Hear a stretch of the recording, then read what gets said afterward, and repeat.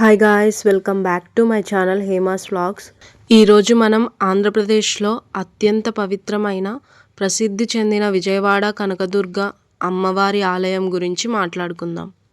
అమ్మవారి చరిత్ర, పురాణ కథలు, ఆలయ ప్రత్యేకతలు, ఉత్సవాలు ఇవన్నీ క్లియర్గా మీకు చెప్పబోతున్నాను. వీడియో చివరి వరకు చూడండి. ఆంధ్రప్రదేశ్ రాష్ట్రంలో అత్యంత పవిత్రమైన ఆలయాల్లో ఒక్కటైన విజయవాడ శ్రీ కనకదుర్గ అమ్మవారి దేవస్థానం. ఈ ఆలయం కృష్ణానది తీరాన ఇంద్రకీలాద్రి పర్వతంపై గర్వంగా వెలిసింది. ప్రతిరోజు వేలాది మంది భక్తులు అమ్మవారి దర్శనం కోసం ఇక్కడికి వస్తుంటారు.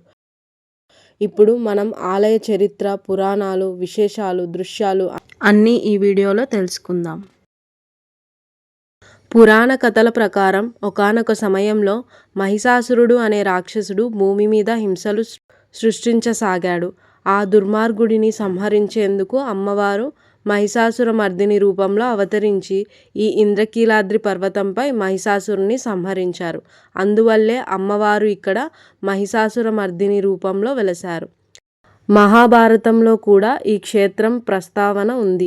అర్జునుడు ఇక్కడ తపస్సు చేసి పశుపతాస్త్రాన్ని పొందినట్లు చెప్పబడింది. అలాగే ఇంద్రుడు కూడా ఇక్కడే తపస్సు చేసి అమ్మవారి ఆశీస్సులు పొందాడని పురాణాలు చెబుతున్నాయి. ఇక ఇంద్రుడు కూడా ఇక్కడే తపస్సు చేసి అమ్మవారి కృపను పొందాడు. అందుకే ఈ పర్వతానికి పేరు ఇంద్రకీలాద్రి అని వచ్చింది. ఈ ఆలయంలో అమ్మవారు స్వయంభూ తానే వెలిసిన రూపంలో ఉన్నారని చెబుతారు. ఇక్కడికి వచ్చే భక్తులు ఒక ప్రత్యేకమైన శక్తిని, దైవిక శాంతిని అనుభవిస్తారు. ప్రత్యేకంగా దసరా నవరాత్రులు ఇక్కడ ఎంతో వైభవంగా జరుగుతాయి. 9 రోజుల పాటు అమ్మవారు వేర్వేరు రూపాల్లో దర్శనమిస్తారు.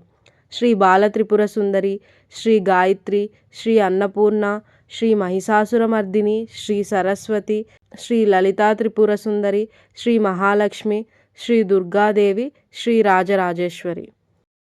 ప్రతిరోజు అమ్మవారి వేర్వేరు రూపాలు భక్తులను ఆకట్టుకుంటాయి.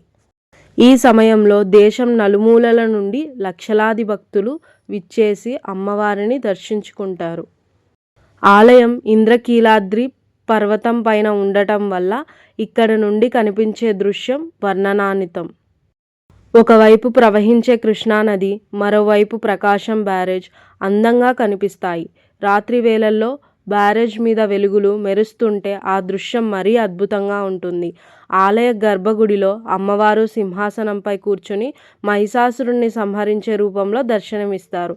ఆ రూపాన్ని చూసిన ప్రతి ఒక్కరికి ఒక భయభక్తులు కలిపిన భక్తిభావం కలుగుతుంది. ఆలయం దక్షిణ భారతీయ శైలిలో నిర్మించబడింది. ఎత్తైన గోపురం, అందమైన శిల్పాలు ఈ ఆలయానికి ప్రత్యేక ఆకర్షణ. కృష్ణానది ఒడ్డున ఉండటం వల్ల ప్రకృతి సౌందర్యం కూడా కలిసిపోయి మరింత పవిత్రంగా ఉంటుంది. ప్రతిరోజు అమ్మవారికి కొత్త అలంకారాలు చేస్తారు. ముఖ్యంగా దసరా నవరాత్రుల్లో 9 అలంకారాలు ప్రసిద్ధి. ఇది ఇక్కడ అత్యంత పెద్ద ఉత్సవం. 9 రోజుల పాటు అమ్మవారికి 9 రకాల అలంకారాలు చేస్తారు. ఉదాహరణకు శ్రీ లలితా త్రిపుర సుందరి, సరస్వతీదేవి, అన్నపూర్ణాదేవి, గాయత్రీదేవి వంటి రూపాలు. ప్రతిరోజు లక్షలాది మంది భక్తులు దర్శనం కోసం వస్తారు. సంక్రాంతి, ఉగాది, కార్తీక మాసం, శ్రావణ మాసం వంటి పండుగలలో కూడా ప్రత్యేక పూజలు జరుగుతాయి.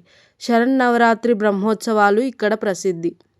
ఈ ఆలయానికి ఎలా చేరుకోవాలో నేను మీకు చెబుతాను. రైల్వే స్టేషన్ నుండి ఆలయం కేవలం 5 కిలోమీటర్ల దూరంలో ఉంది. విమానాశ్రయం నుండి 20 కిలోమీటర్ల దూరం మాత్రమే. ఆర్టీసీ బస్సులు నేరుగా ఆలయానికి సదుపాయం కల్పిస్తాయి. ఉదయం 4 గంటలకు సుప్రభాత సేవతో ఆలయం తెరుస్తారు. ఆ తరువాత ప్రత్యేక పూజలు, అర్చనలు జరుగుతాయి. సాయంత్రం వరకు నిరంతరంగా దర్శనం కొనసాగుతుంది. రాత్రి సుమారు 9:30 వరకు ఆలయం భక్తులకు అందుబాటులో ఉంటుంది.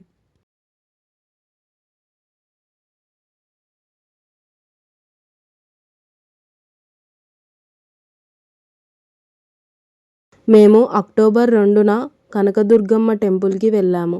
ఉదయం 6:30 గంటలకు టెంపుల్ దగ్గరికి చేరాము. ఆ రోజు భక్తులు ఎంతగా ఉన్నారో చెప్పలేము.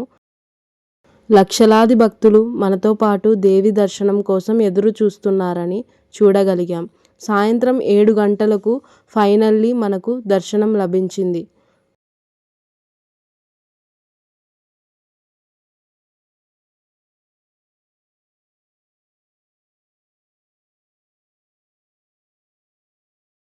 దర్శనానికి ముందు భక్తులందరికీ వాటర్ ప్యాకెట్లు, మజ్జిగ ప్యాకెట్లు అందజేశారు. దర్శనం అనంతరం మేము అన్నప్రసాదం కోసం వెళ్ళాము. అక్కడ లడ్డు, పులగం ఇచ్చారు.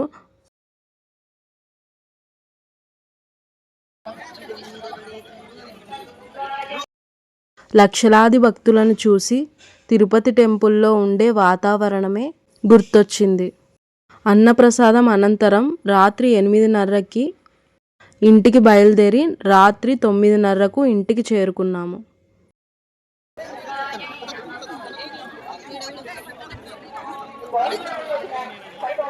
నా వీడియోస్ కొత్తగా ఎవరైనా చూస్తున్నట్టయితే సబ్స్క్రైబ్ చేయండి. వీడియో నచ్చితే లైక్ చేయండి. Bye guys, stay safe, be happy.